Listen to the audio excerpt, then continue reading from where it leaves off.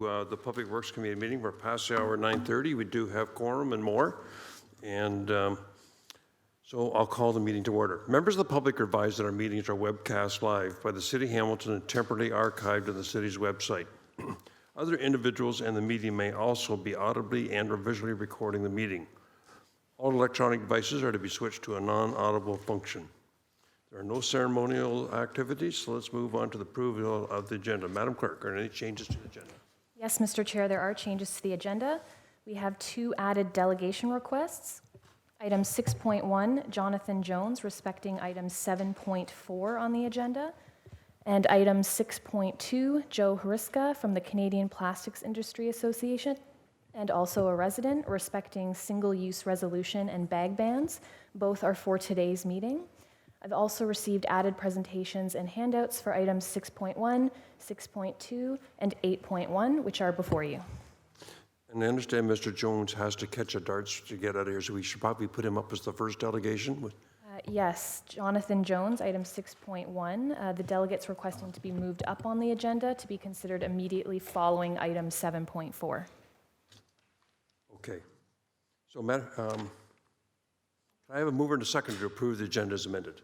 Moved by Pearson, seconded by Vanderbeek. All in favor? That's carried. Can I have a mover and a seconder to approve the agenda as,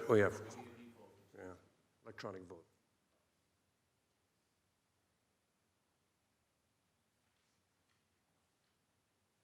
And it's once again carried. So, can I have a mover and seconder to approve the agenda as amended? We've done that. Declarations of interest. Are there any declarations of interest? Seeing none, we'll move on to the approval of the minutes of the previous meeting. So I need a mover and seconder to approve the minutes of April 29th. Moved by Nan, seconded by Farr. All in favor? E-vote.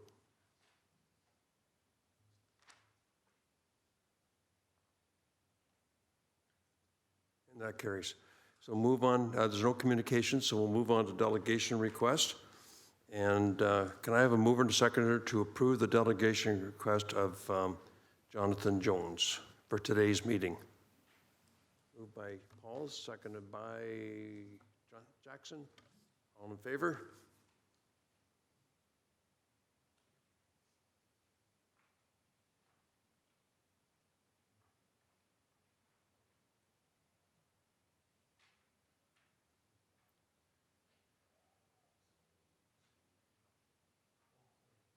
What are you waiting for? There we go. Okay, and that carries. Let's move on now to item 6.2, which is a delegation request from John Ruska, Canadian Plastic Industry Association, representing single-use resolution and bag bans. I need a mover and a seconder to approve the delegation request for today's meeting. Moved by Pearson, seconded by Vanderbeek. All in favor?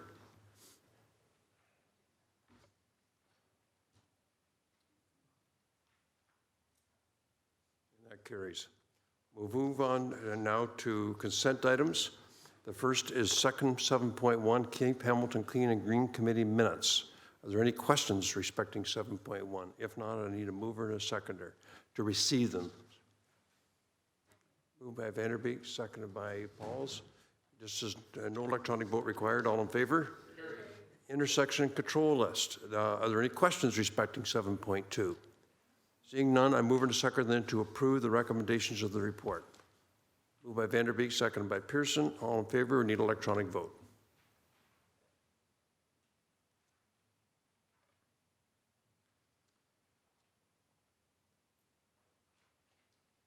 That carries. Let's move on to 7.3, cannabis packaging, recycling, and waste control. Are there any questions to 7.3? Seeing none, I need a mover and a seconder to receive the item. Moved by Pearson, seconded by Vanderbeek. All in favor? It's carried. 7.4, scheduling safety concern with darts. This is in response to Mr. Jones's earlier delegation. This is a response to it. We'll hear from him shortly. So are there any questions in 7.4? Chairman, just procedurally, would we want to just table this, hold off until we hear from Mr. Jones, because his comments may pertain to this? We can do that, but I talked to the clerk about it. Because this report deals with his previous delegation, not this one,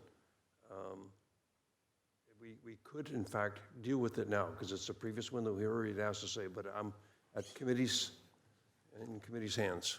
I just worry that maybe some things he may refresh and remind us of from his previous delegation may still pertain to whatever he's going to speak to today. So my preference would be just to hold off on and deal with it after he speaks, Mr. Chairman, pending what the Madam rest of Clerk, my we need colleagues feel. a motion Thank you. to defer it. Yeah, moved by Jackson, then to defer it, seconded by Halls. We need electronic vote on this. All in favor? No, I think we need electronic vote on it, because we're making a decision.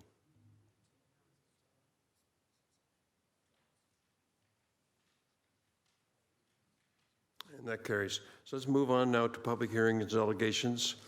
And as we approved the changes to the agenda, we will first deal with Jonathan Jones respecting 7.4, scheduling and safety concerns with darts. So I'd like to call on Jonathan to come forward and make his presentation.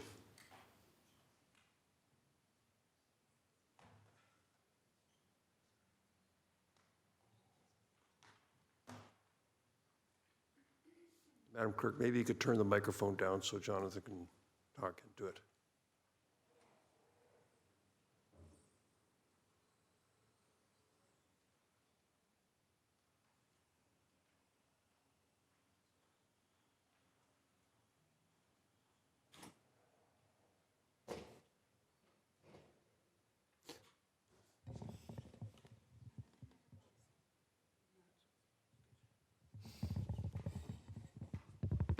There we go. Welcome, Jonathan. Good morning. Okay, so some of that, I hate to tell you this, but some of that report is coming back as the vehicles that we're talking about, and some of the group, when Darts tells us to do group bookings, they're sending 17 vehicles to one location pertaining Cornerstone Adult Day Program, who does outings Tuesdays, Thursday, Friday, some days. You know, we've gone from what you guys can see on the wall now over to, we've done that, okay? Most of these vehicles, like the MV trucks, what you guys have done is downgraded the buses, the big R-Box buses to, as I said previously to this, pop can solutions. And I've talked to people who frequently take, well, majority of them take darts from 405 York Boulevard. I talked to my friend Devin this morning, and she is, you know, she's in a wheelchair, motorized as myself, and they're unloading people at 405 York Boulevard on the main York Boulevard, and that is a safety concern when they have a back entrance that Darts can use, or you know, it's just not the safety there, and the concerns of the clients from 405 York Boulevard and throughout the city. They've been brought to my attention yet again, and I don't think that going through with these vehicle changes, such as the longer ramped ProMasters from a bus type vehicle is feasible, because when Darts had the big buses, they were doing a lot more wheelchair, walker. They had more room to lock them down, more spaces for ambulatory people. Now, my main concern is, why has the city told Darts to cut the budget and or find savings that they don't even know where it's coming from. Like, I don't know what else to do. The clientele is suffering because they don't put enough, Darts does not put enough vehicles out on the road on Saturday, Sunday. I saw that yesterday. I've seen it since I've been taking Darts. You call into the call center, they also say that we have the vehicles, we don't have the drivers. Now, Mr. Chair, I don't know what else to do with this. You guys either need to figure this out or, we can't go from a big bus down to ProMaster style vehicles that can only take 2 chairs and 3 people if need be, to places that have group bookings. And then they end up sending 17 vehicles, different types of vehicles, mind you, to one location for a group booking. That is unacceptable. Thank you. Okay, just a couple questions for you before I open it up, and I have one request for speakers. Number one is, had you read today's staff report, in which dealt with a lot of the same issues you're bringing up today? But the staff report is, yes, I've read it, and I know that, I've been talking to Darts drivers, passengers. I had a concern of passengers being picked up in the front of York Boulevard when they have a loading spot at the back of 405 York Boulevard that they could load safely from, instead of bringing clients on the road in front of 405 York Boulevard. So they don't utilize that particular thing. Okay. And it's just, I don't know. Just two more clarification questions. The second is, were you aware that City Council increased the budget for Darts in 2019 by 24%? Yes, I knew about that, but they also turned around and said, Darts turned around and said, you guys did not do that. And I know it was done. You guys know it was done. Darts said we had the vehicle, the problem is that they have the vehicles but no drivers for the vehicles. So they've got vehicles that are sitting almost a full lot of vehicles at Birch Street. This is on the weekends. On the weekends. Okay. And yet they subcontract to these vets drivers who also don't think that the rules of the road pertaining cell phones apply to them.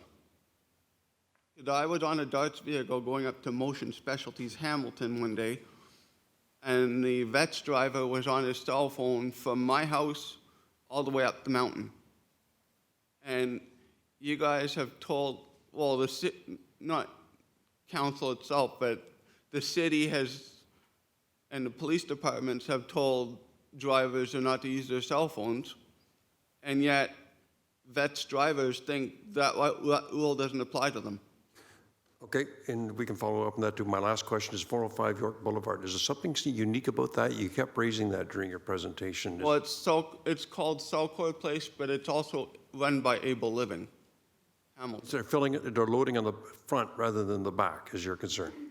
Well, the loading at the front, the Darts has to try and pull over as close to the curb as they can so that they're not obstructing that, so that traffic can get around them. Okay. So I have Councillor Whitehead now with some questions. Thank you, Mr. Chair. It's my understanding that the drivers actually are the ones responsible and maneuver the assisted devices and lock them down. Is that not happening? That since I did that report, they have locked them down, which is a good thing. A lot of the drivers do. A lot of them when they're depending on what they're using. With the chairs, they lock them down, but the walkers, they're supposed to be at the back of whatever vehicle they're using. Like the ProMasters have 2 spaces on the back, on either side of like behind the seats, that they can load that they can lock the walkers up with. They have tie downs at the back, and a lot of the drivers are still letting clients hang on to their walkers, which is still a safety hazard. Thank you. The report talks about the fact that they did the metrics in regards to the group trips, and they were so far few between. They did the cost-benefit analysis and identified that they'd be more cost-effective moving to the smaller vehicles because of how few times you have those group situations. The bus, my understanding, is about $28 to $32 per trip. The smaller vehicles are ranging between $18 and $22 per trip. So clearly, there's a fairly significant cost savings going to the smaller vehicles. But I've talked to a lot of Darts drivers who are complaining about the rate drop in driving those vehicles. That's correct. So And a lot of them don't like that because that means a drop in their paycheck at the end of the and or shift. yeah, that's a labor relations issue, and my understanding is that you have to have a special license to drive the buses, Yeah, you have to have a Class B. and you don't need necessarily to have the same license to drive the smaller vehicles. So there's obviously a higher classification, requires obviously through job evaluation a higher salary. So going to a smaller vehicle, clearly the certification isn't at the same level, and therefore it's accommodated relative to the certifications. Yeah, well, the other thing is that they've got, going to a smaller vehicle, you can only put one wheelchair at the back of those Toyota Siennas that the city has brought in, and 4 ambulatory people, and that's why I'm still working with Darts to see what other cost-efficient measures they can implement, because that being said, the Toyota Siennas, they're a good vehicle, but they, as I said, they don't hold. If you have to do a group booking, it would be better to send 2 or 3 big buses to do that particular group booking rather than 17 different vehicles. Yeah, I think that they look at it through the year, not just through a particular. No, I know. Yeah, no. So they balance out the budget based on the experiences throughout the year, and yeah, you might have those occasions, but on the balance, according to the report, this is a more cost-effective process to deliver the service. But are you guys willing to jeopardize the safety? Okay, I don't want to get into a banter back and forth. You have to put your questions through the chair, by the way, to both of you. Yep. But I think Councillor Whitehead has answered the question, and if you're not happy with that, you can write back in again to have us to review it one more time. This has been studied to death, I think is what Councillor Whitehead is saying. Could I suggest, Mr. Chair, I don't know what kind of time you have, but clearly the fact that you're an active user of the service, the fact that you've taken time out of your schedule on an early 9:30 a.m. meeting in the rain and fog, you are very committed and dedicated to ensure that the service is the best it can be, and that speaks volumes about you. So I'm wondering, Mr. Chair, if you have, I'm going to ask the question directly, would you have any interest in sitting on a board or a Darts board or one of the committees, subcommittees? Yes, I would. Thank you. Okay, so I have no other speakers, so I need a motion to receive the presentation. Moved by Whitehead, seconded by Pearson. All in favor? Is that electronic vote, Madam Chair, or Madam Clerk? No. Just carried? Okay. Thanks very much, Jonathan. I'd like to go back now to 7.4, which is the report on darts. And I need well, first of all, any questions regarding it? Seeing none, I need a motion to receive it. Oh, Councillor Nan. Thank you. Through the chair, just a quick question on page 3 of the report regarding the suspension system. And I was curious through the chair to staff, what is our timeline for assessing the vehicles and how often do we inspect the suspension? Who's here from Transit today? I don't see Debbie here. Is there anyone from? Oh, there we are. Okay. Through the chair, that's something I would have to look into in terms of how often. It would be through MTO regulations that we would do that. I can check with DARTS and get back to you. I appreciate that. Thank you so much. Okay. So a motion, move and report, Councillor Whitehead. Yeah, seconded by Councillor Nan. All in favor? That's carried. Let's move on now to item 8.1, which is Catherine Mulcaster respecting banning plastic shopping bags in Hamilton, which was approved by the Public Works Committee on April 29th. So I'd like to call on Catherine to come forward and do her presentation, please.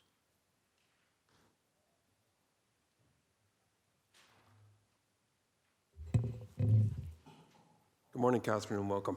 Good morning. You have 5 minutes for your presentation. All right. Good morning, Mr. Chair, councillors, and fellow citizens. Thank you for letting me speak with you today. My name is Catherine Mulcaster. I am 15 years old and a grade 9 student at Westdale Secondary School. Last February, I started a petition to ban plastic bags here in Hamilton, and as of today, I have over 300 signatures. Plastic bags have enormous consequences on natural habitats. For example, a study conducted by the University of British Columbia found that over 93% of beach northern fulmars, a form of seabird, were found to have consumed some form of plastic. Plastic bags pose a real threat to natural lands and the animals which live within them due to the fact that they often resemble animals' foods and they can be littered and moved around with ease due to their light weight. And the sad fact is plastic bags aren't necessary in the least. In fact, there are many alternatives to plastic bags, such as reusable cotton bags and paper bags, which are not only compostable but recyclable as well. Hamilton is found on the border of many natural habitats that can be found nowhere else on Earth, such as the Royal Botanical Gardens, the Escarpment, and Lake Ontario, all of which I believe is our duty to protect. If we are to ban plastic bags, not only will we be protecting the animals that live within it, but we will be keeping these lands clean for generations to come. This is what I would like the ban to look like. It would be a ban on all plastic shopping and grocery bags. The ban would exclude plastic wrapping and plastic waste bags. And the consequences for a business having distributed a plastic bag would be a fine. There have been other Canadian cities who have put these bans through, such as Montreal. However, no city in the Greater Toronto nor Niagara region have yet to do so, thus making us, if we were to put it through, the first.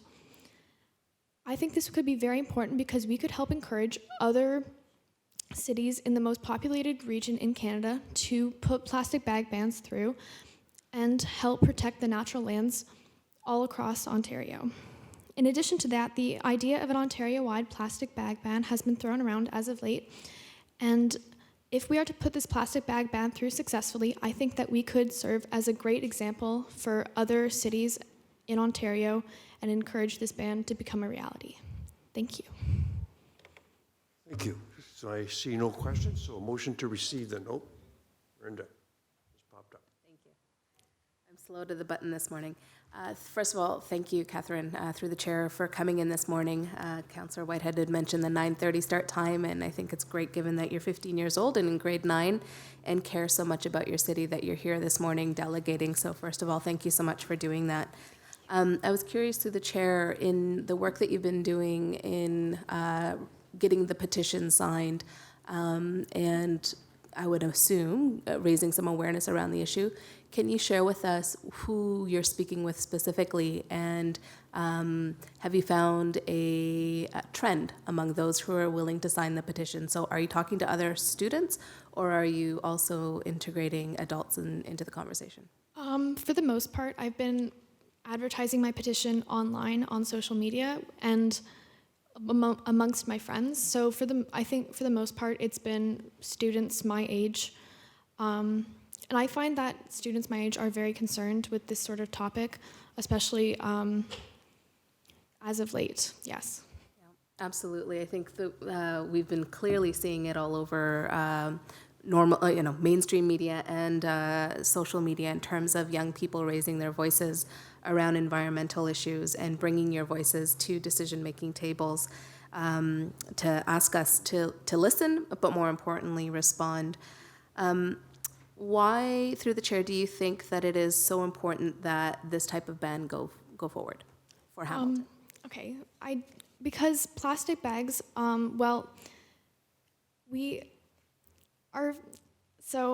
basically plastic bags aren't necessary, and we can't go on continuing to produce them, especially considering the fact that recent reports from the UN have found that we have only 12 years to reverse climate change, and although plastic bags aren't directly related to climate change, I think that raising the awareness through the plastic bag ban may be effective and useful as well.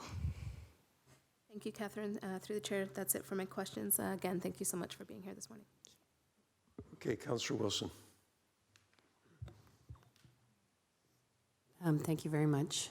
I just wanted to thank Catherine for her leadership and her courage for coming forward and speaking to council.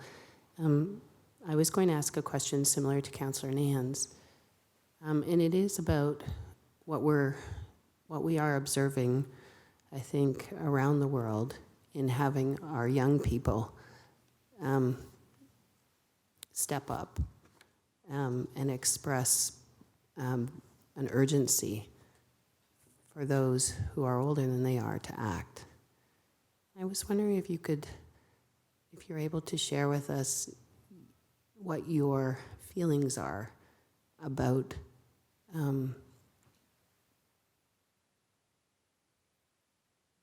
maybe students your age, and what you're feeling, and your sense of, if you sense that urgency, and what you think we should be doing overall. I definitely feel that there is a great sense of urgency amongst people my age, especially Greta Thunberg, who does climate strikes every Friday. She leaves school and she protests outside of government buildings. Anyhow, I genuinely do think that I've talked to many people my age, and I find that they are all as concerned as I am, in the sense that climate change and pollution is a great issue, and we definitely all want to help reverse it. Yes.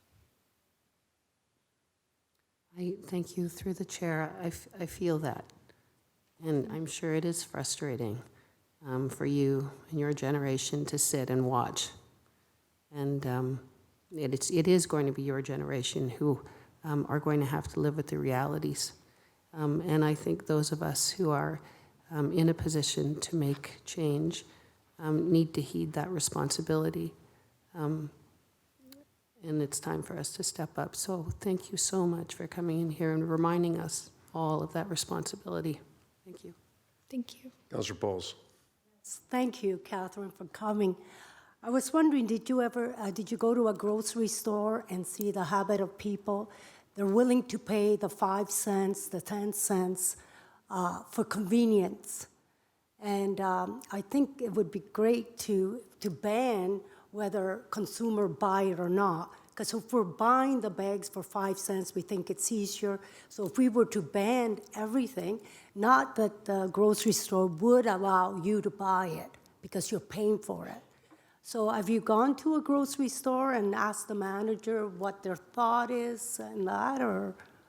I have not. However, I do see around people carrying plastic bags on the daily, and especially in grocery stores, I find that It's, as you said, the convenience, which is desirable, I guess. Yeah, and it seems like they don't mind paying that 5 cents or 10 cents for a bag, so we should eliminate all of that, whether they charge or not, because plastic is not good for any, so you can't say, oh, for convenience, I'm going to just spend 5 cents or 10 cents. So I think it's great if you would approach maybe a grocer and ask a few questions as well, so if they were willing to do that. So thank you for coming.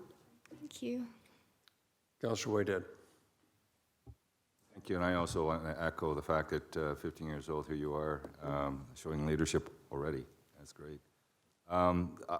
My observation, and there's always a concern that whatever we do, we make sure that the impact isn't felt disproportionately to our people in poverty.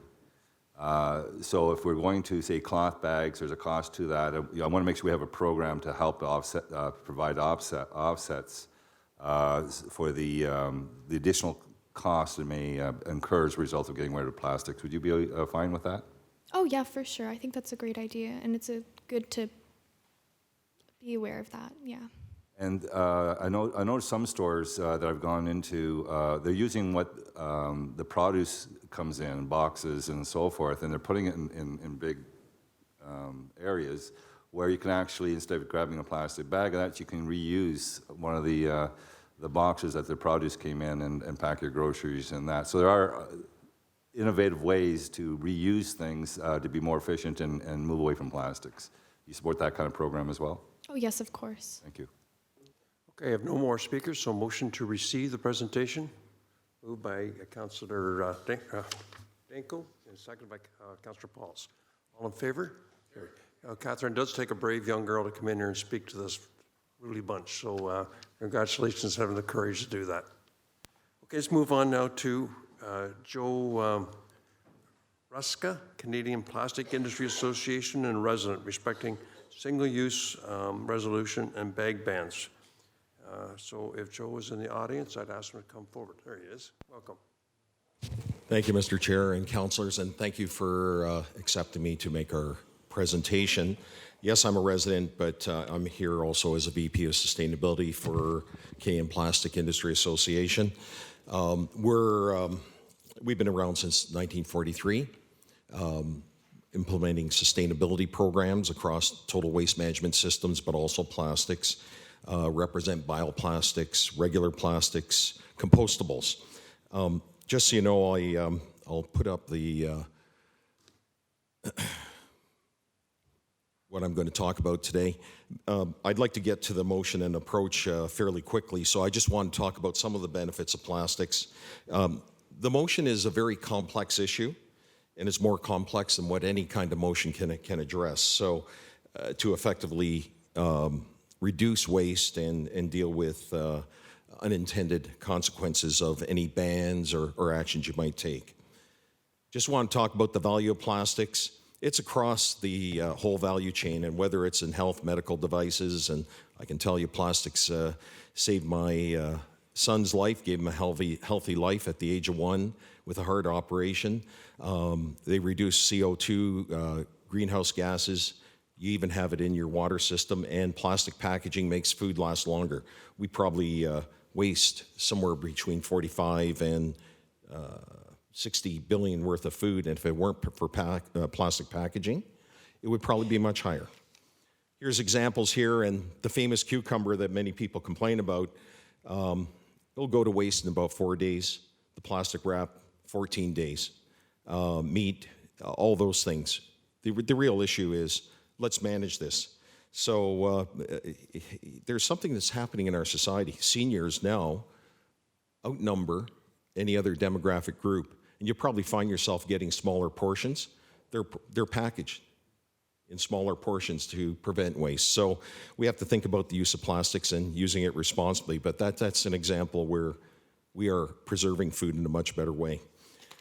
Here's some of the contributions across all of society, and even in space, plastics make travel possible. My son's a firefighter, happens to be in Burlington. I know plastic keeps him safe.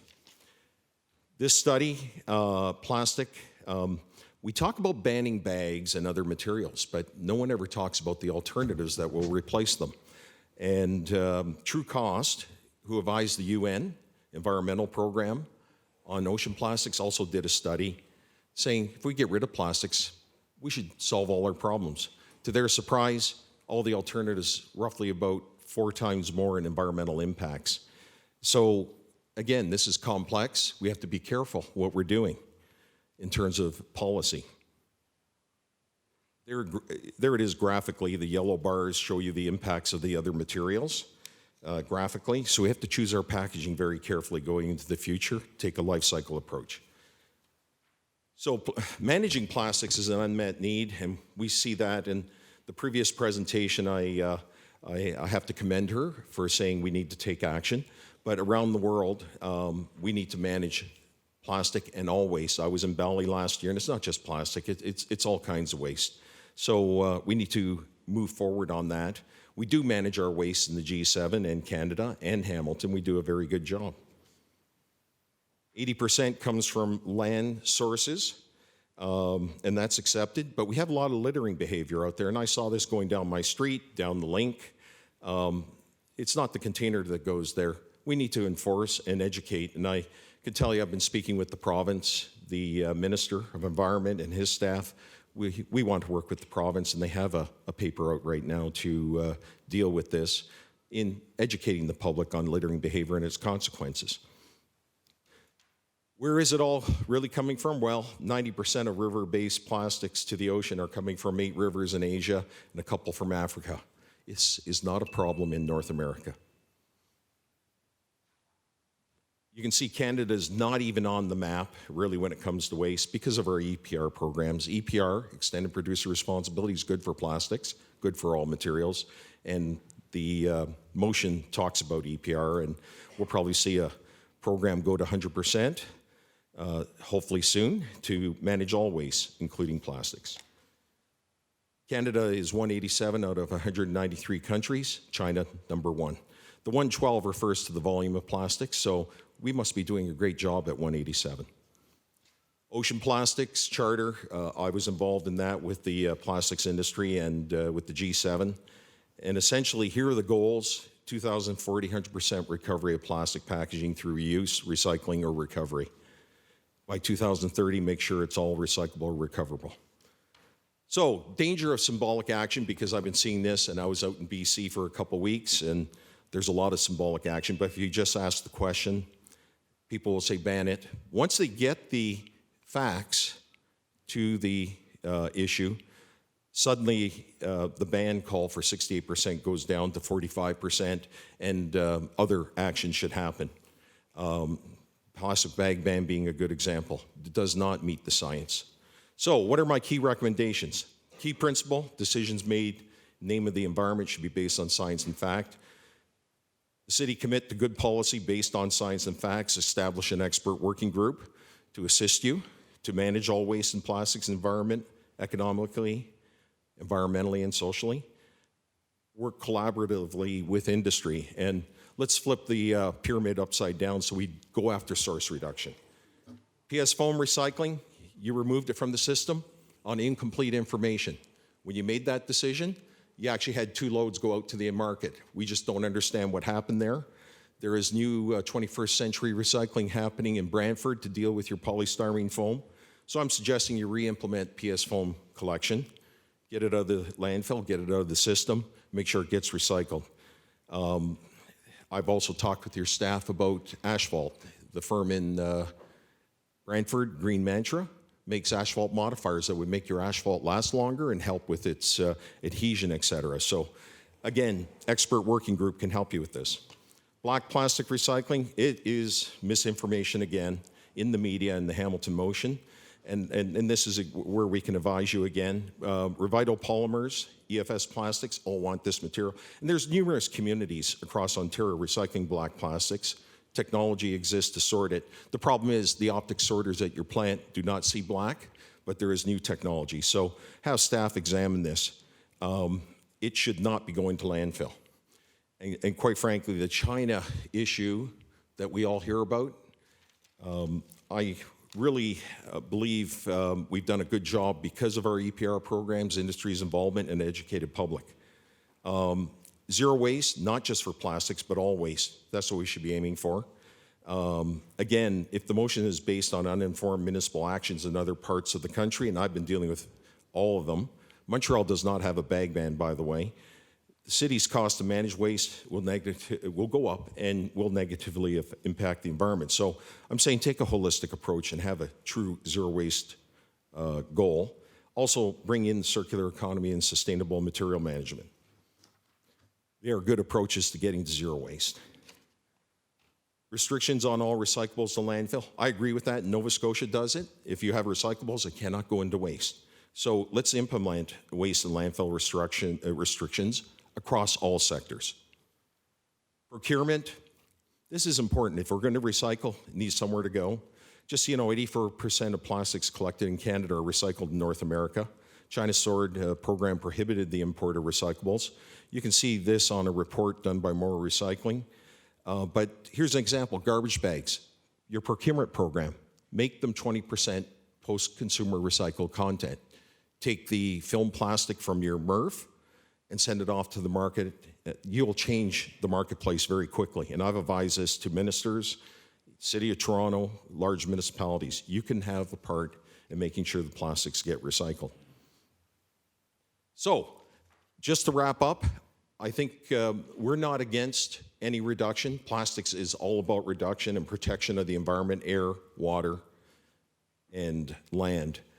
It's how we implement it to get the best environmental, economic performance. So I'd be happy to take some questions. Thank you for your presentation. We have Councillor Whitehead. Yeah, I think I'm concerned because fact-based approach is always prudent. But you put up a chart there and show that Canada doesn't seem to be a problem with some of the plastics that we find in our oceans, and use the map showing rivers systems around the world. At the same time, I'm hearing about third-party recyclers taking all our plastics and shipping it off to the Philippines and Indonesia and some of the very countries that you highlighted on that map. So to suggest that we're not contributing to the problem is a bit misleading when we know that we are sending a lot of these plastics around the world. So can you help clarify that? Yeah, so Chair. only about 16% were going overseas, somewhat to China. And I don't know where Hamilton was sending all of its plastics, but we do have industries here who are expanding the acceptance of plastics, putting in new capacity. If Hamilton had used that capacity, it wouldn't have gone to China. Unfortunately, municipalities and recyclers decided they wanted to make a half a cent more a pound by sending to China. They're sending substandard material. I have seen bales labeled PET that were pure garbage. And that's why it was going to China. China has hands for 25 cents an hour. It can pull out the contamination. They're throwing the rest in the river. We have a huge opportunity here to build our circular economy. And that's what we've been encouraging. When I started the Blue Box in 1984 and helped Hamilton get going, the whole idea was to have a circular economy. Unfortunately, some parties felt they were going to make money off of this. So the parties shipping to China, many regards, some of them were irresponsible, others decided just to take that route for financial reasons. So I would encourage City of Hamilton and its system to work with local recyclers, North American recyclers, and the communities that have done that, they don't ship to China or anywhere else. City of London, they're acting locally. When I was a consultant, I advised them of that. They're very happy of that because I asked them, where's your material going? They said, it's all being recycled, not going to landfill. So we really need to develop the circular economy. So can I ask through the chair, you threw a no ban in Montreal. So what did happen in Montreal when it came to plastics? Yeah, interestingly, the mayor there decided, told us he was a man of science.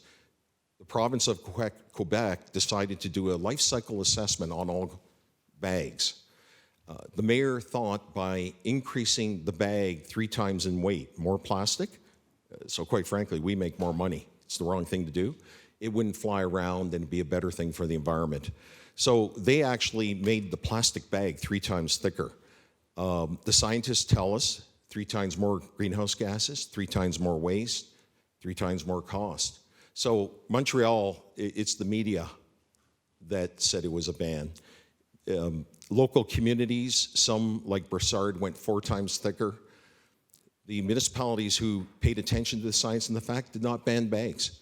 What they did was work on educating the public on don't take a bag when you don't need it. If you have a bag, reuse it. Use reusable bags. My members make all these bags, paper, plastic, reusable bags. So that Quebec life cycle study, when it comes to the cotton bag, probably your worst choice along with paper in terms of greenhouse gases and waste generation. So the mayor of Montreal, who has now been deposed, he was voted out, made that decision to go 3 times thicker. Wrong way to go. We don't agree with it.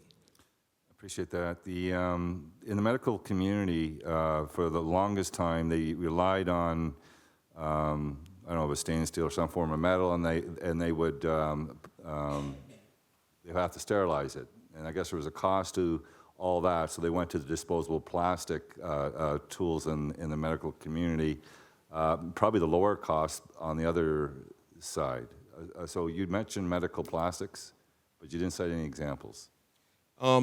So medical plastics could be anything from electronic device to syringes, all those things.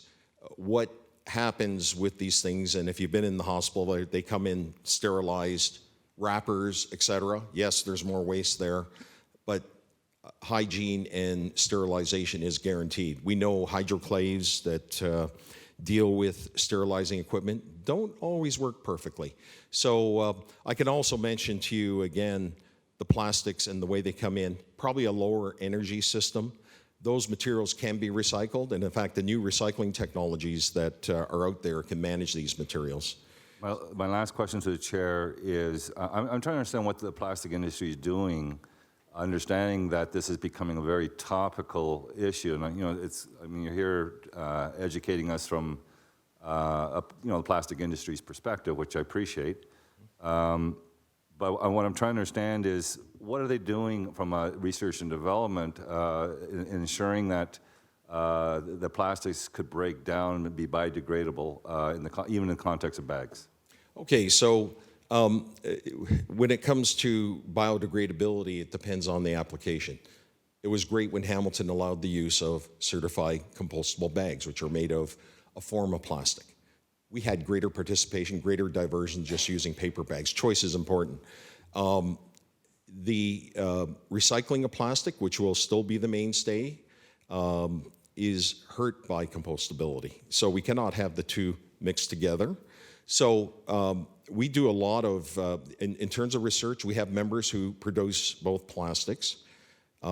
Education's required to keep the biodegradable plastics separated from the conventional plastics. We have equipment in the MRFs, optical sort, and staff would know about this, that can identify which plastics go through. So biodegradability and compostability is not always the answer to our waste management problems. All come with certain impacts. The key thing is, where are you going to use the plastic or the compostable plastic? That's what's key there. I don't know if I've answered your question sufficiently. When you look at probably one of the most disposable items being plastic bags, and it's pretty clear that you don't have to go far to find a plastic bag in a park or in a forest or wherever, that something that's so disposable as a plastic bag would probably be the prime target for a biodegradable process to separate from all other plastics, because it's the one that's everyone sees. Yeah, I would say this. Some people think it's the answer to littering. It is not. Education and enforcement is the issue. When it comes to compostability, to say that it'll degrade somewhere, it shouldn't belong there anyways. The other thing is, these bags, where are they going to end up? 60 to 70% of plastic bags are actually used to contain garbage from your household. And I know people who buy them, not because they're 5 cents, but because they're cheaper than kitchen catchers that are 50 to 100% heavier in plastic. Just so you know, the Victoria bag ban, which everyone seems to feel is great in BC, now the retailers are saying bags are being bought off the shelves to replace the bags that were banned. We now have more plastic in Victoria. It's gone up 100%. I talked to a number of the retailers. They also made a presentation at Vancouver Council and said, yes, the unintended impacts have started. We told them this would happen, the best way to handle it. And BC recycles bags, just like Hamilton, is an education campaign that actually promotes reduction, reuse, and recycling. Use a reusable bag when you can. If you have a reusable bag, cotton or whatever, use it for all it's worth, but make sure you keep it clean too. So that's why I think we need an expert committee to advise council and staff on the best practices. And Ontario has used those best practices. I was involved in an MOU with the province to reduce bag use. Our industry said, yes, reduce bag use. But there's other R's, reuse and recycling, that we must also encourage. Thank you. Okay, Councillor Nan. Good morning, thank you. Just a couple of questions through the chair. You've mentioned true cost in your presentation, and I was curious about what you believe as a representative of the plastics industry, what the responsibility is of the industry to ensure we aren't seeing plastics in the environment, and two, what the responsibility of industry is in cleanup efforts, and also what you believe the industry's responsibility is when it comes to supporting education. Okay, there's 3 questions there. By the way, you look great in the newspaper there with your Zero Hero shirt. this morning. So, and I'd agree with the cleanup. We need to do that. In terms of our responsibility, we've been working to put in programs to collect plastics, especially with the advent of the Blue Box, which I was personally responsible for in running that organization, getting the United Nations award for that. So EPR, we encourage that, extended producer responsibility, where industry is responsible for its packaging and its products. So we've been encouraging that. I've been speaking to that. I've been in this role since February 2017, but advising the industry probably since 1984. So yes, we have a responsibility, and we've encouraged the province and other provinces to have industry do this. So that's number one. If you can collect it, you will keep it out of the environment. We work on markets, and we've been working with Green Mantra and Brantford, and hopefully their asphalt modifier can get in some roads and systems and parking lots here in Hamilton. But we work on market development for the plastics. Also, our members and the value chain we represent work on reducing the amount of plastics that are used. You only have to look at all the plastic products out there. They have been reduced in weight, which means reduced environmental impacts. Also reduced costs. In terms of cleanup, well, let's stop it from going on the land first. And our Alliance to End Plastic Waste, which was announced roughly around January, $1.5 billion, and we'll leverage other monies to stop the 90% of the plastic going down the rivers in underdeveloped countries. That's where we're starting. Here in Canada, right at home here, yes, we have education programs. Love to work with Hamilton on even anti-littering. I just see too much. I mean, literally on my street, people park a car and you'll see a fast food bag go out the door with garbage on it, in it. What's going on there? We need education enforcement. So in terms of cleanup, we're focused on stopping it from ending up in the environment by getting the proper waste management programs, recycling programs, and education programs in place, and been doing that for a long time. So you mentioned that you live here in Hamilton and that you've Yes. seen some of the impacts. Have you had a chance to go down to the waterfront recently to take a look at how much plastic versus other kinds of garbage is down by the water? Yes, I see it. And how did it end up there? Someone put it there. And this is where we have the dilemma. You've got a choice here. Do we lose the benefits of plastics that have made our lives so healthy? Okay? Or do we do something about it and manage it? And that's where I'm supportive of zero plastic waste. In fact, my goal as VP is to make sure they reach the goal in 2040 or sooner that there's zero plastics going to landfill, and it all ends up in the economy. So all that can be prevented. The thing you can't prevent, and no one ever looks at this question, What are the alternatives? They all create more greenhouse gas and climate change. And the evil twin of climate change, which everyone forgets about, is ocean acidification. The oceans are getting more acid because of the carbon dioxide, becomes carbonic acid in the ocean. And when the ocean dies, well, quite frankly, the planet dies. So all the alternatives present more environmental degradation and economic and social concerns. So we've got really just two choices here. Do we make the plastics work and manage it, or do we go to alternatives that cause more environmental harm? Thank you for that answer, Joe. One thing that you said is how do we prevent it is people's action and consumers choosing to dispose of their plastics in perhaps not the most streamlined ways to ensure that it gets back into our recycling facility. And I would say through the chair that it's more about the fact that these products exist. Prevention isn't about people's behavior. Prevention is rooted in what is produced.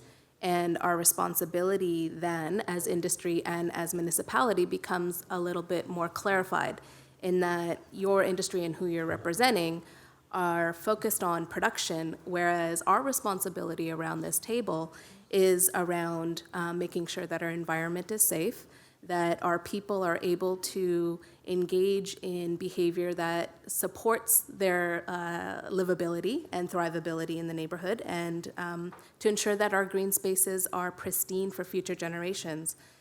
Your stats, and I appreciate you bringing forward your information,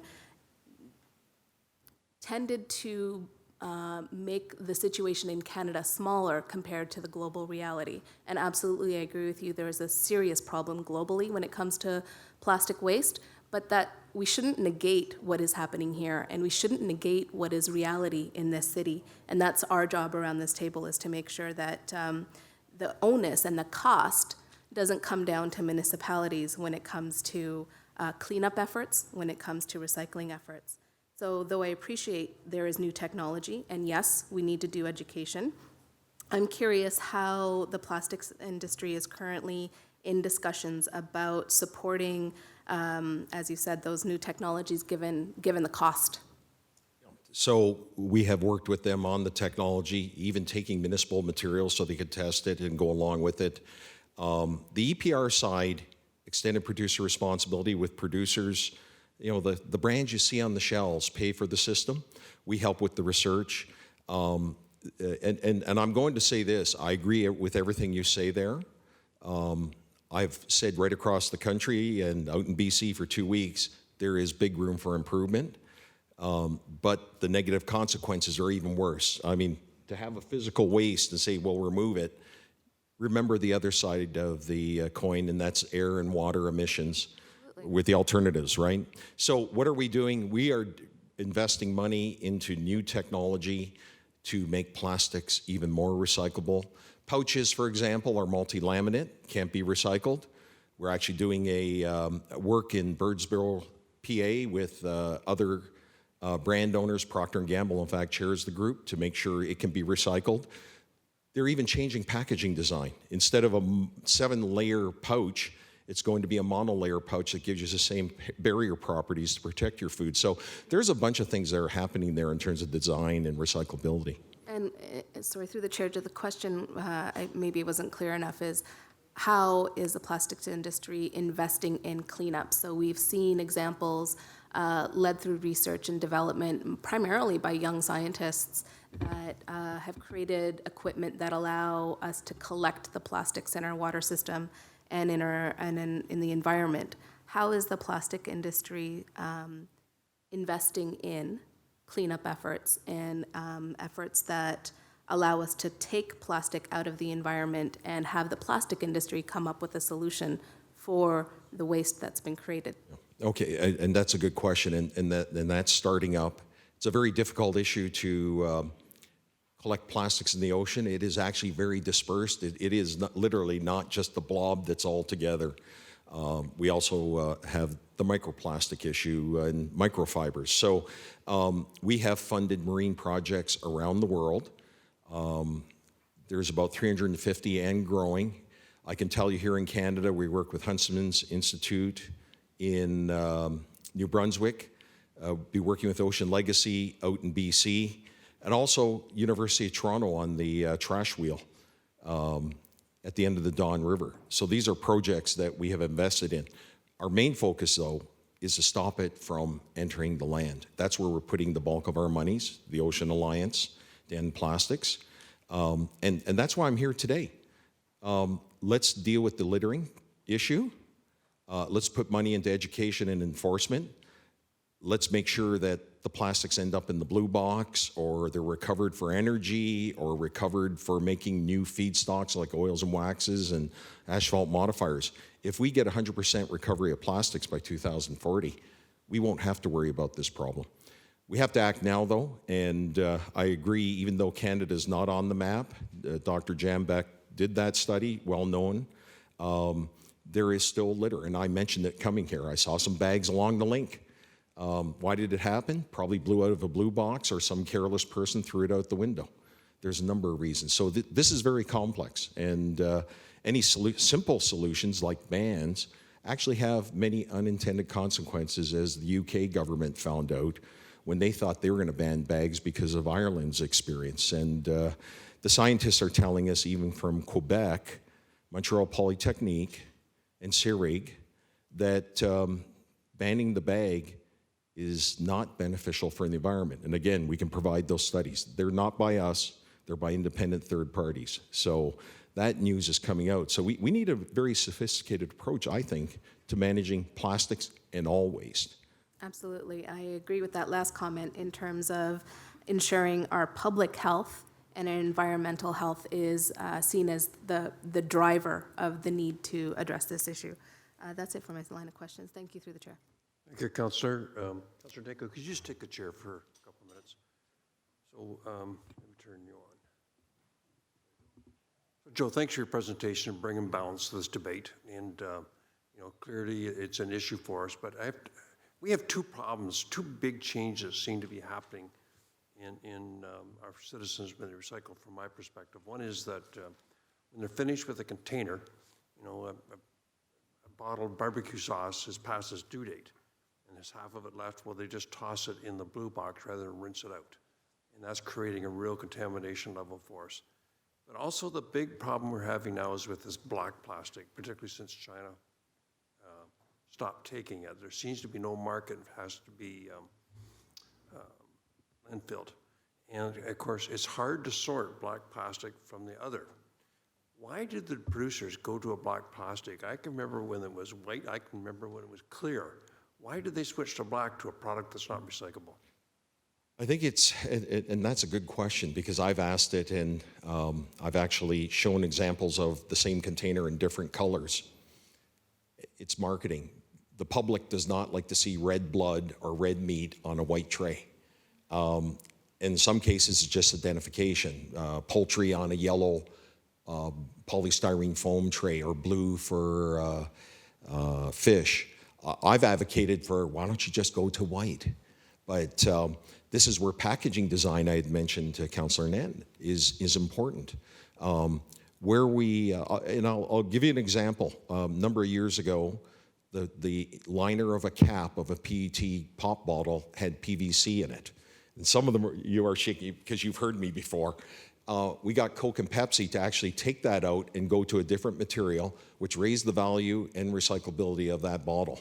So when it comes to color, I can tell you my members who make that packaging, they said, hey, if we can just go to white or clear or wherever it might be, it will be better for recycling. And in fact, it'll cost less. It costs money to color these things. So it's marketing.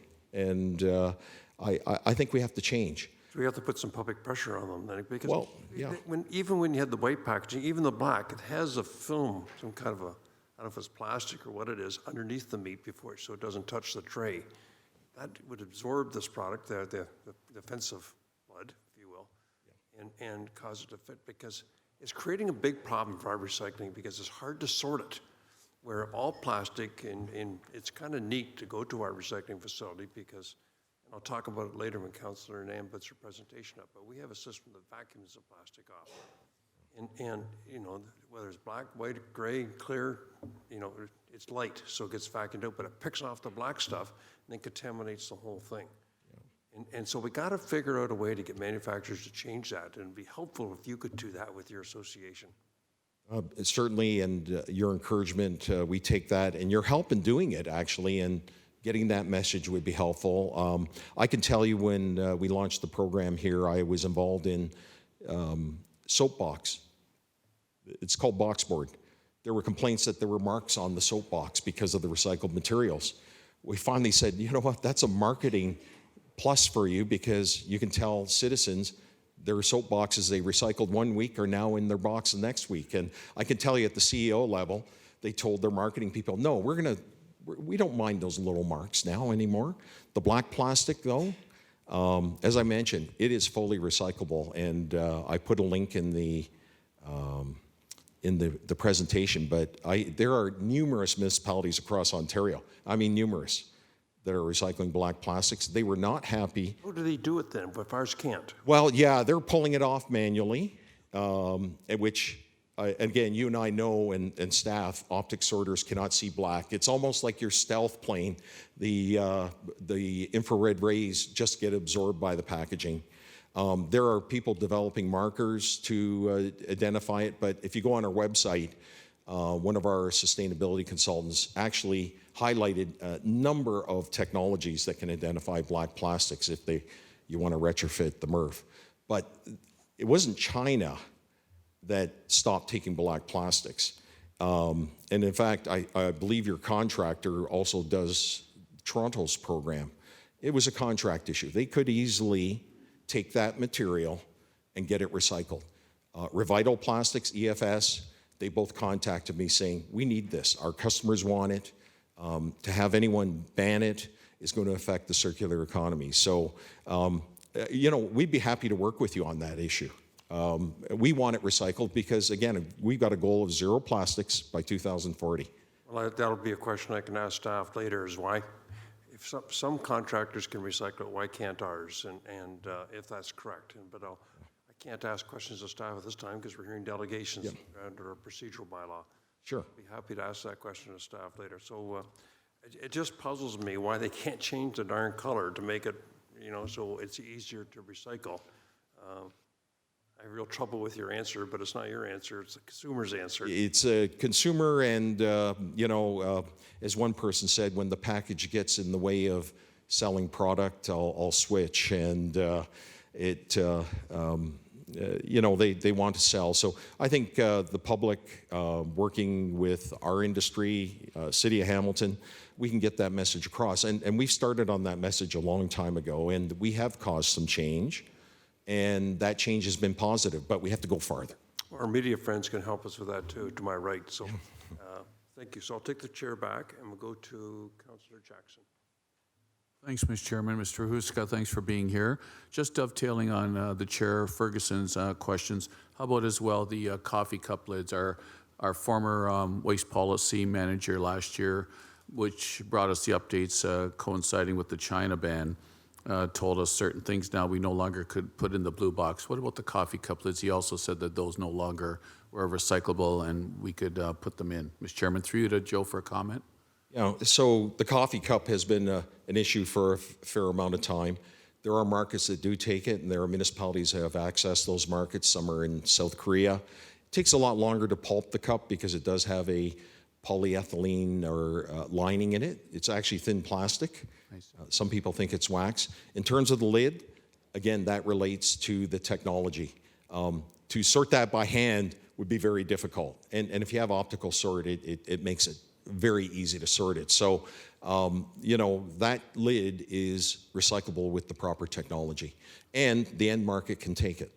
And Tim Hortons said in a news story this morning that they're changing the lid. So it can be. Great to hear. So again, Mr. Chairman, with your question, that's maybe another example of what you could ask staff, because I remember distinctly last year, a presentation that no longer we could put that in our blue box. Joe, the essence of your appearance here today, is it coinciding with my committee colleagues' motion, Mr. Chairman, through you to Mr. Huruska? I'm sorry, I don't understand. Councillor Nan's motion. Oh, yeah. Is your appearance kind of coinciding with that? Yes, it is. Right. Definitely, I'd like to see the city take the approaches by other communities that I've been dealing with, had nothing to do with science and fact. Even Vancouver, polystyrene foam, recycled. It's more about $2.5 million it costs them in their public space program. So now they're going to, and let me just say, they just delayed the ban till 2020 because alternatives aren't good. It costs more. Even the Asian community is complaining. The alternatives just don't work. The other thing is they did say to us when we spoke to council, if you have a recycling solution that can manage the contaminated foam, we'll reverse the ban. Well, they don't seem interested in that. So yes, I'd like to see Hamilton implement something that achieves true environmental, economic, and social gain, following the examples of Montreal, Halifax, Vancouver, and other communities. I can tell you it's not going to get you to zero waste, and you're going to have more environmental impacts based upon all this scientific information we've been getting from around the world.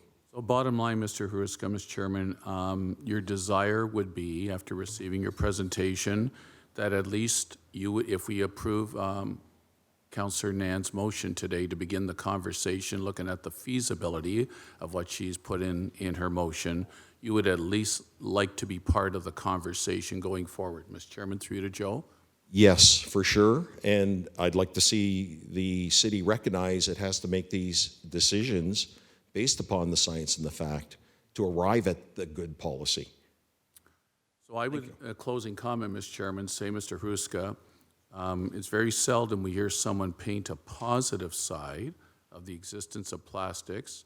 I would so respectfully and humbly and sincerely say to you, your credibility right now on behalf of the industry is right out there on the line. And for now, I'm accepting everything you've presented to be part of the conversation. And I hope that everything you have presented will sustain itself as we move forward to whatever the ultimate solution will be, because I've never heard anybody paint such a positive perspective about retaining plastics to some degree in our society. Thank you, Councillor. Okay, thanks, Mr. Chairman. Councillor Pearson. And, Joe, thank you again for your presentation. I have to echo what the previous councillor said. It's interesting, the perspective that you put on things, and understanding, being Chair of Solid Waste Management at the City of Hamilton for a number of years, we've tried to address and deal with issues with waste products, et cetera, in our facilities many times over. So certainly appreciate you mentioned, you know, the stuff that's going into the oceans. This map is quite interesting. You did mention, you know, the different things, that the products that are going in. We also have to recognize there's a lot of products that we really don't have control over. And a simple one that I think of is makeup. I remember reading somewhere that there's little plastic beads in some of this makeup that, you know, once it's flushed down the sink or whatever, that's ending up in our oceans as well because it's so fine it can't get cleaned out. So you made a good point there, and I'm not sure if it's still done, but I do know many years ago, cruise ships actually threw their waste every day right into the ocean directly. They've stopped that, thank God. Yes, so that was a major issue many, many years ago. But I think the last one I want to ask, and it might be a question to ask staff, but we're still trying to deal with the province on user responsibility. And I think that's what it all comes down to on types of plastics, you know, working with the companies, say, yes, this is bad as far as the black plastics, or black styrofoam, go to the clear or the white. But it's also up to the province to start saying, no, we have to crack down and say, this is the legislation that we're going to put in place and this is what producers need to do. And I can ask my staff afterwards, but what's your feeling of that? Well, first of all, we've asked the province the same thing. We want to work. We've asked for an expert committee of industry, brand owners, plastics, the whole value chain to help the minister make the right policies. So I'm just going to echo that. We think that's important. And I can tell you, the people I deal with, even at the stewardship organizations that actually pay for 50% of your program, they're making those changes. Maybe not fast enough for some people, but it is happening. I think it will accelerate. We now have 21st century technology to manage plastics that are not easily recycled. You're going to see an acceleration in plastics being diverted. I'm going to mention something. There is a community in southwestern Ontario has a blue box like Hamilton, not quite as many materials, but we have a thing called the recycling bag or hefty energy bag. We'll be collecting all the other plastics through that bag, and their hope is that bag will get all the plastics that are going to their landfill. So there's a lot of good things happening, especially here in Canada, because whether some people believe it or not, we are actually just as good, if not better, than Europe in some of these things. Excellent, interesting. And you're touching on plastic bags. You mentioned about plastic bags blowing around. That's one of the issues that we're still trying to deal with our Blue Box program. You know, it never ceases to amaze me that residents still put their blue boxes out on very, very windy days. And, you know, lo and behold, what happens is if the products and the material is not secured down, it starts blowing around. And we get that through all the residential neighborhoods. It's one of the biggest complaints I get when we have our windy seasons, et cetera. So, you know, there's a lot of things going on, and I'm just going to touch on, Mr. Chairman, you mentioned about the Tim Hortons coffee cups. I don't know so much that they're looking at changing the lids for color, but more for design and complaints from the customers. So I'll just put that on the table. But thank you. Certainly, it's a different perspective you brought forward today. I appreciate it. Thank you, Councillor. Well, I have no other questioners, so thank you for the presentation. A motion to receive. Moved by Pauls, seconded by Jackson. All in favor? That's carried. And we'll Thank you, Mr. see Chair. what we can do to get you as part of the working group on this. Thank you all.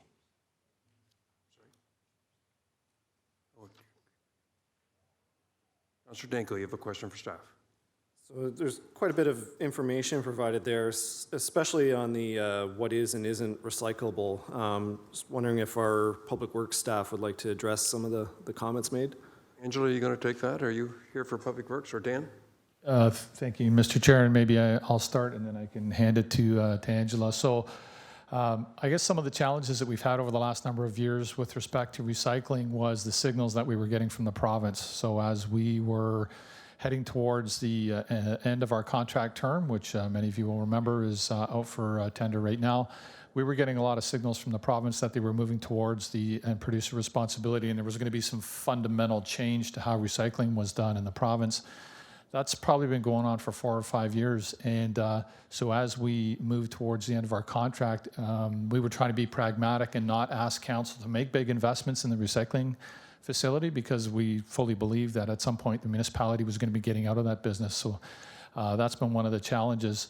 The technology upgrades at the plant, we'd certainly love to make those. When we talk about the optical sorters and the ability to get the black plastics out, making those big capital investments when we may be getting out of the business was the challenge that we were grappling with.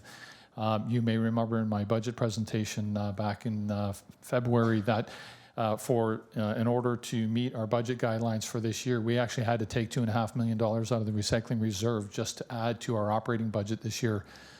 So we're really challenged with kind of the affordability of what we're doing with not really knowing what the future looks like. So we were trying to balance all that. So when we talk about the black plastics not being eligible to be going into the blue bins, there certainly is technology that's out there that can do that. I would say that's probably the leading edge of technology, which is expensive. And so that's what we were trying to balance with the signals that we were getting from the province with the kind of the pragmatism of how we have to build our budgets. Sir? Thank you. That's all. Okay, so the reason, Dan, just to answer Joe's question, the reason we're not doing black plastic, even though the technology exists, because it's uncertain what the province may be doing. But has that dissipated now? Are we now ready to move on? Through you, Mr. Chair, and I think there's probably less clarity on what's happening going forward than there has been in a long time. Angela, Certainly yeah. You're not permitted to speak again once we receive your delegation. During the working group working together, it'd be a perfect time for you to bring that up. So Angela, you have a comment? Yes, through the chair. We're hearing that possibly in June or July, we might get some information from the province with respect to the Blue Box program. We have seen some movement on the other programs, municipal hazardous waste and tires and batteries. So we're just waiting that announcement on the rest of the extended producer responsibility. What year? This year. Really? Yes, through the chair, yes. This year, we're expecting to hear something. It would be a phased-in program, so I'm sure it would be a number of years before it was finally implemented. But yeah, we're expecting an announcement in the summer from the province. Okay. Okay, I have no more speakers, so we'll move on in the agenda then. And I have no staff presentations, no discussion items, and now we move to motions. So, Councillor Nan, do you want to place your motion? I move, and seconded by Councillor Danko, moving Hamilton towards a zero plastic waste plan, whereas the pollutions from plastics are growing in direct threat to ecosystems, food chains, and human health. Whereas the City of Hamilton's ability to accept specific plastics and other recyclables was significantly impacted by global markets, forcing formerly recyclable items like black plastic and foam into landfill and in the environment. Whereas in 2018, Hamilton only diverted 34% of all waste from landfills, and whereas many single-use plastics such as straws, utensils, stir sticks were never actually recyclable in Hamilton's program. Whereas municipalities can play a significant leadership role in addressing the tremendous damage done by plastic pollutions by exploring new and alternative approaches to support institutions, organizations, corporations, and businesses to have excellence in achieving zero plastic waste in landfills in the environment.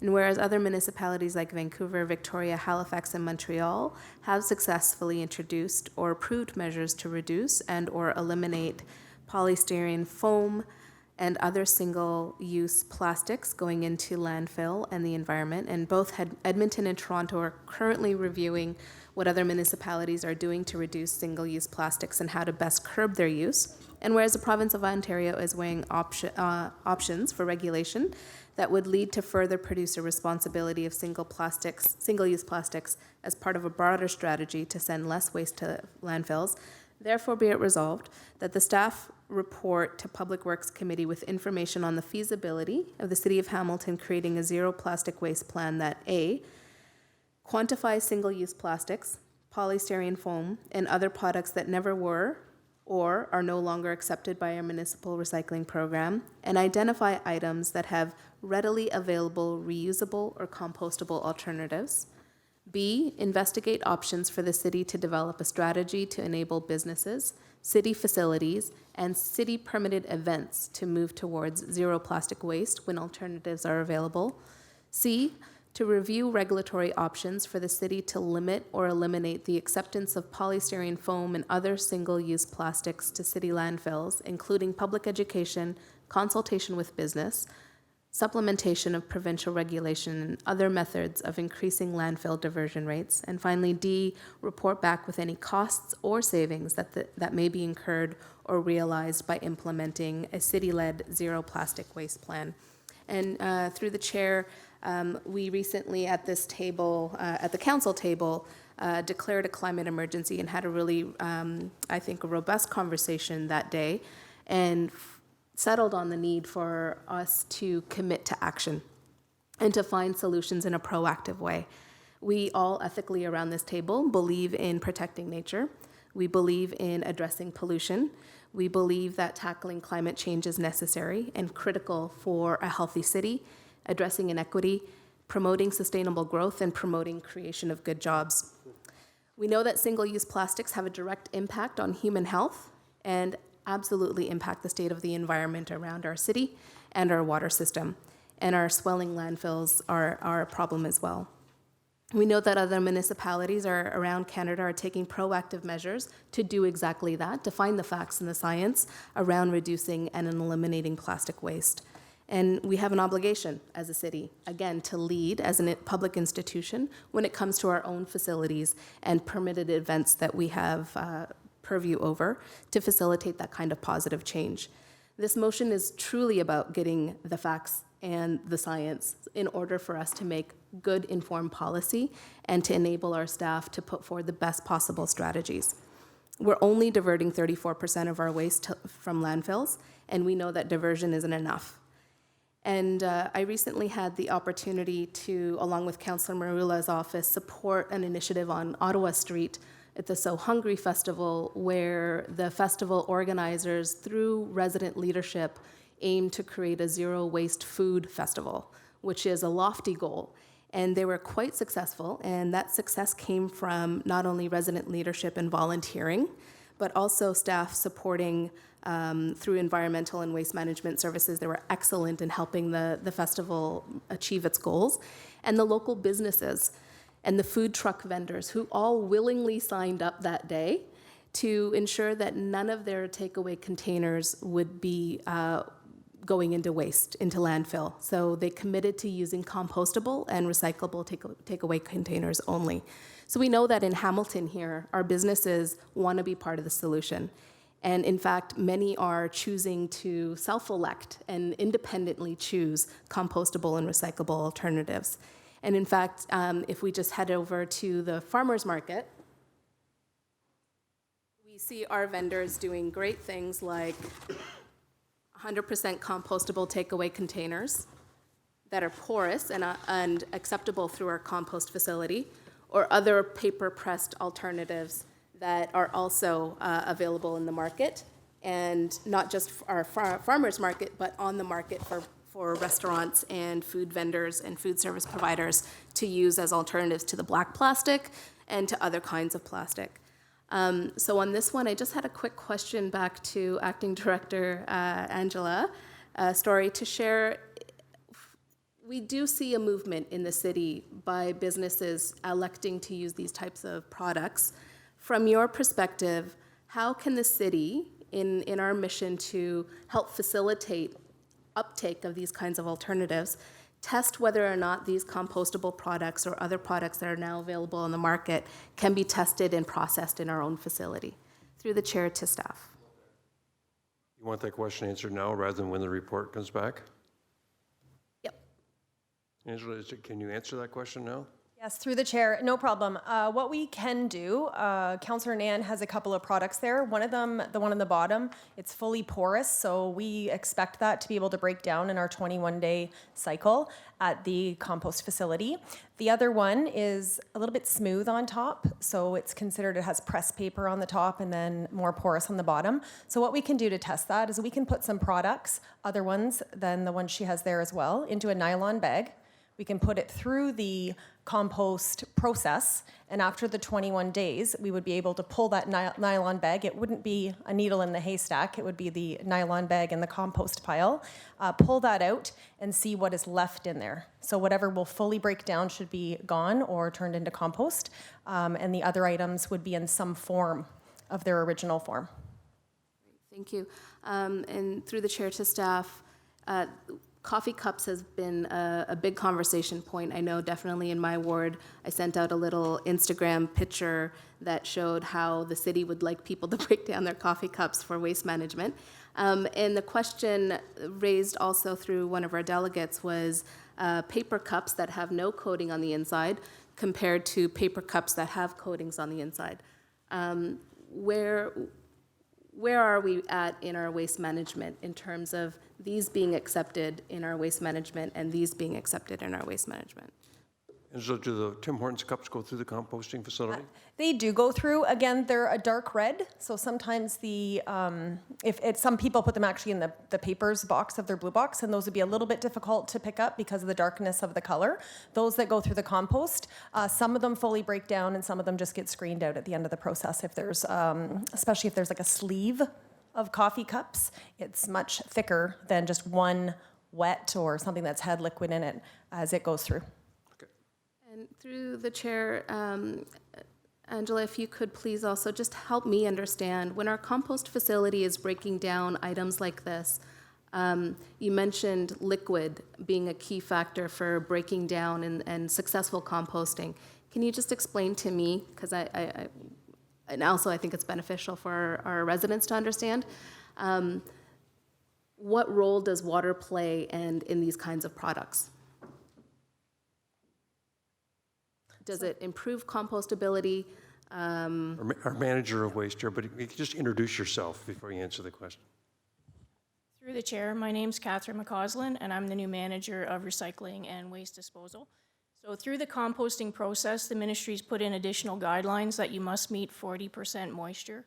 So what that 40% moisture does is it helps initiate the composting process, keeps the materials breaking down throughout that process. Great, thank you. Sir?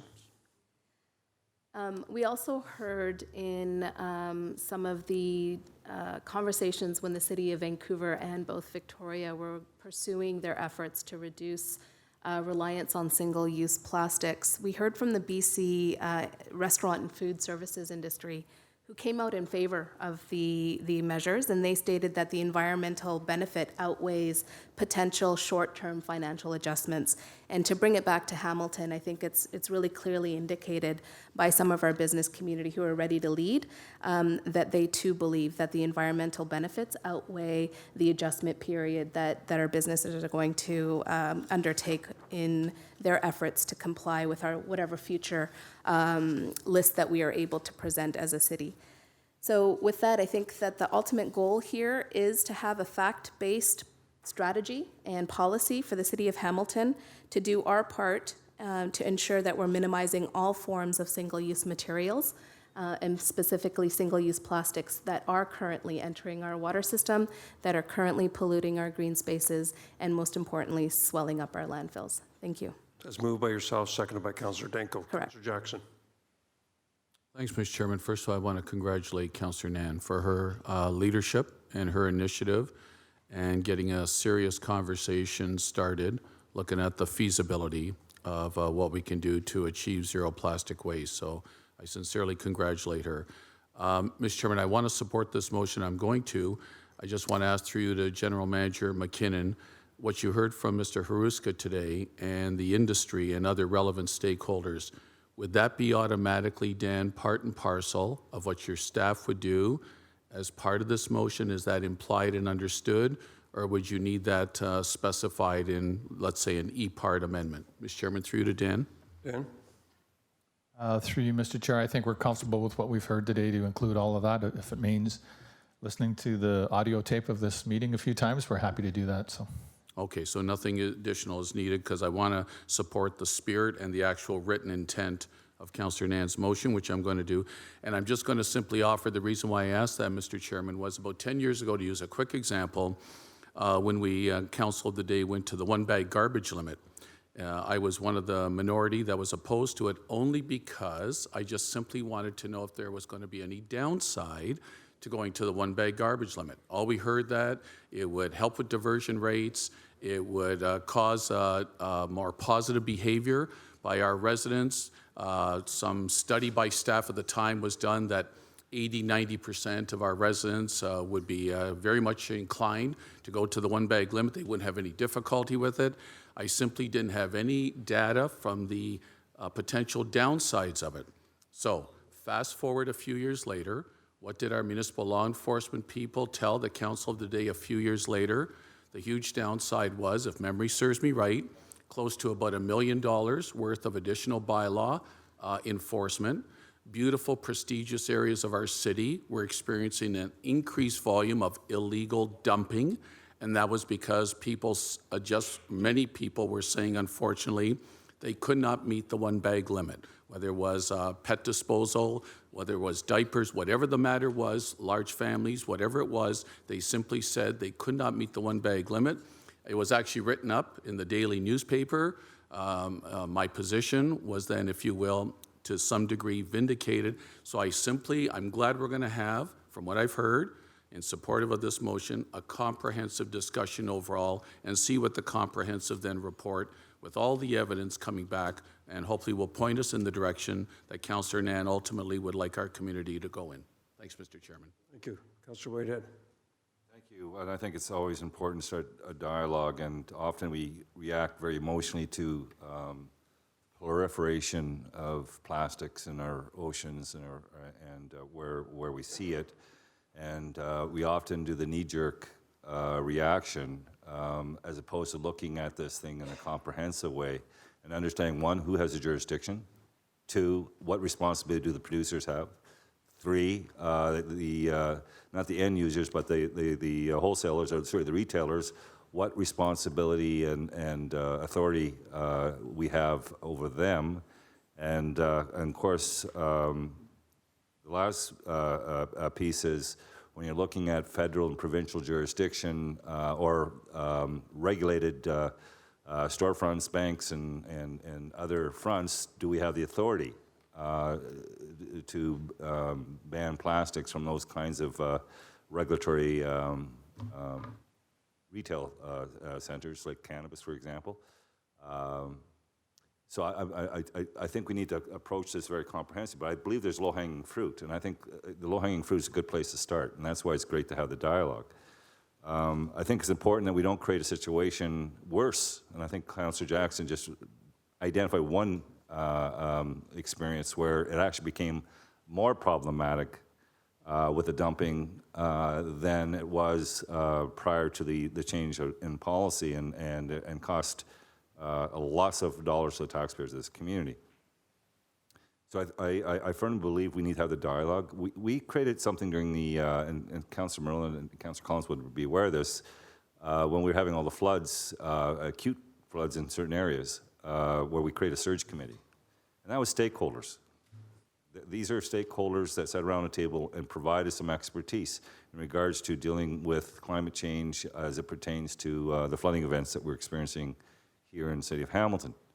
So I heard one of the proposals here, and I think it's a prudent one, and I don't see it in the motion, I mean, to rely solely on staff or have staff work with a stakeholder committee, just like we do with rental licensing, where we had stakeholders around the table sitting there and having a conversation, whether we should have experts and citizens sit around a table and take a look at these issues, understand the implications, and look for solutions where solutions can be found. I think that's prudent. So through the chair, I guess through the motion mover, would they, part of that feasibility, would they support such a approach? Councillor Nan? Through the chair, I believe we already have a multi-stakeholder table through our waste management subcommittee that would be an appropriate body to consult with on this matter. And I also heard the general manager from Councillor Jackson's question that they will be consulting industry professionals before reporting back. Yeah, I just don't know if that's as robust or, because you're talking about a specific area of policy. You're not talking about the broader perspective of policies. And if we want to look for the low-hanging fruit, if we want to look for solutions, I love to see Environmental Hamilton sitting on it. I love to see the plastics industry sitting on it. I like to see the wholesale, I like to see stakeholders around the table that can sharpen their pens or pencils and go straight to looking for positive recommendations that this council consider in future dates. So I appreciate that we have a committee, but that committee wasn't struck specifically to look at one particular issue of proliferation of plastics. This would be a purpose-built committee with stakeholders to really holistically and comprehensively look at this issue as it pertains to Hamilton and really find robust opportunities to reduce plastics in our community. And I think that's the most prudent approach. Again, if that's not the approach that the mover wishes to move, then I will talk to my council colleagues before council to see if there is support to do so. Councillor Danko, could you just take the chair again for 1 second? And so Councillor Nan, thank you for the motion. I would encourage, though, and I talked to Councillor Danko at the agenda review, I would encourage all members of the committee, particularly new members, to set up with Craig Murdoch or with Angela or anybody else to go down and take a tour of our facility. It was a real eye-opener for me, how good we are at this. Now, certainly technology is moving rapidly. Sounds like the blast passing is a solution if we have the money. But I think that you need to take a look at both facilities, the composting facility and the recycling facility. It doesn't take that long to go through it. Now, when you come out of the composting facility, it won't smell that good, but because the odors are pretty strong in there because it's material that's rotting. Sam's been through it? Okay.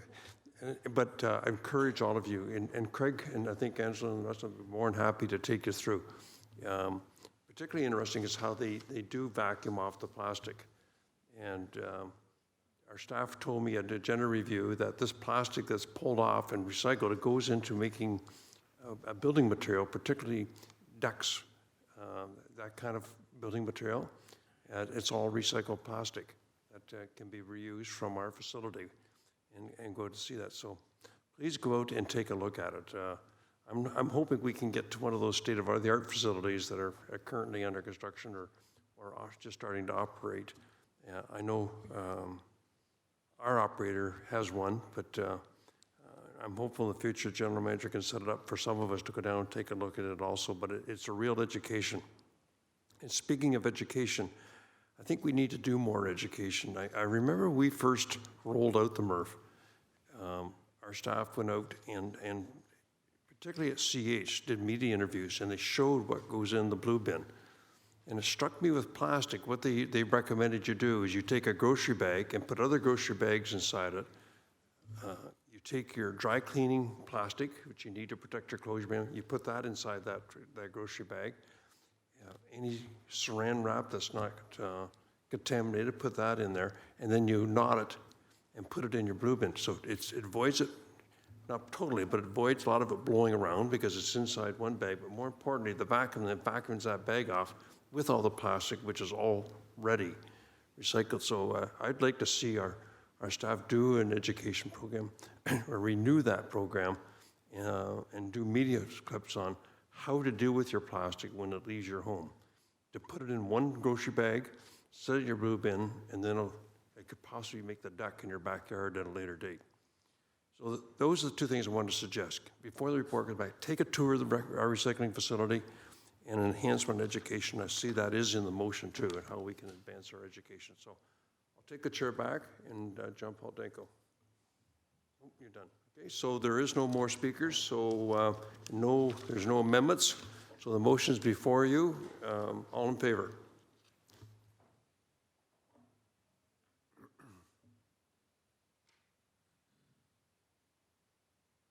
Lester's not here. Okay, that carries 10-0.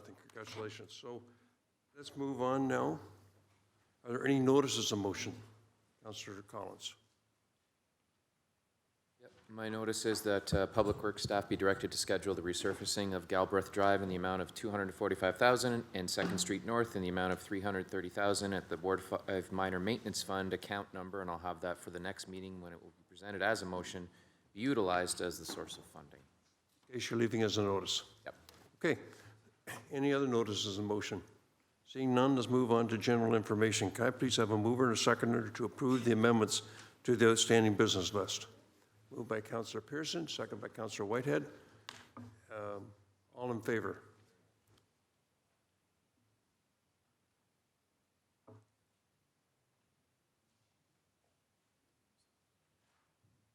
That carries. Let's move on now. Private and confidential. Can I please have a mover and a seconder to approve the closed session minutes of the April 29th as presented? Moved by Whitehead, seconded by Marula. Any discussion on it? Seeing none, all in favor?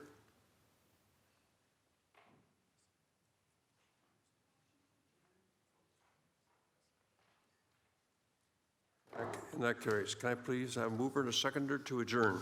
Moved by Jackson, seconded by Collins. All in favor? That's carried.